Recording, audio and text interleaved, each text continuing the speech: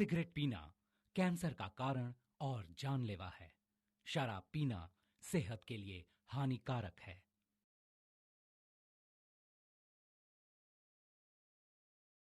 एक बार एक जंगल के निकट दो राजाओं के बीच घोर युद्ध हुआ। एक जीता, दूसरा हारा। सेनाएं अपने अपने नगरों को लौट गईं। बस सेना का एक ढोल पीछे रह गया। उस ढोल को बजा बजा कर सेना के साथ आए भाट व चारण रात को वीरता की कहानियां सुनाते थे। युद्ध के बाद एक दिन आंधी आई। आंधी के जोर से वह ढोल लुढ़कता पुढ़कता एक सूखे पेड़ के पास जाकर टिक गया। उस पेड़ की सूखी टहनियां ढोल से इस तरह से सट गई थीं कि तेज हवा चलते ही ढोल पर टकरा जाती थीं और ढोल से ढमाढम ढमा की आवाज आती। एक दिन सियार उस क्षेत्र में घूम रहा था। उसने ढोल की आवाज सुनी। वह बड़ा भयभीत हुआ। ऐसी अजीब आवाज पहले उसने किसी से नहीं सुनी थी।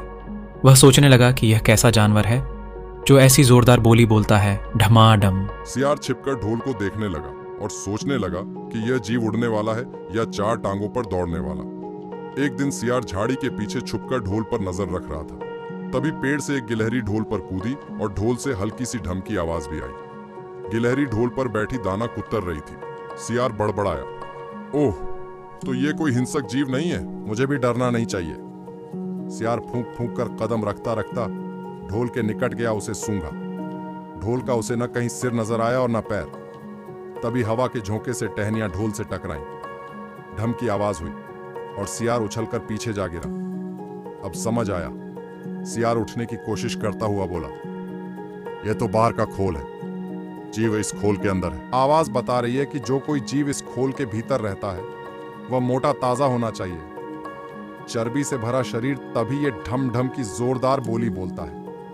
अपनी मान में घुसते ही सियार बोला, ओ सियारी, दावत खाने के लिए तैयार हो जाओ।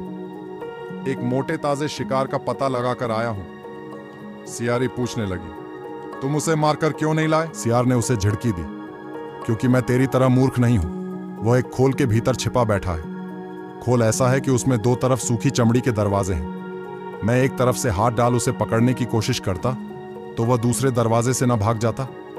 चांद निकलने पर दोनों ढोल की ओर गए। जब वे निकट पहुंचे ही थे कि फिर हवा से टहनियां ढोल पर टकराईं और ढमढम की आवाज निकली। सियार सियारी के कान में बोला, सुनी उसकी आवाज? जरा सोच, जिसकी आवाज ऐसी गहरी है वह खुद कितना मोटा ताजा होगा।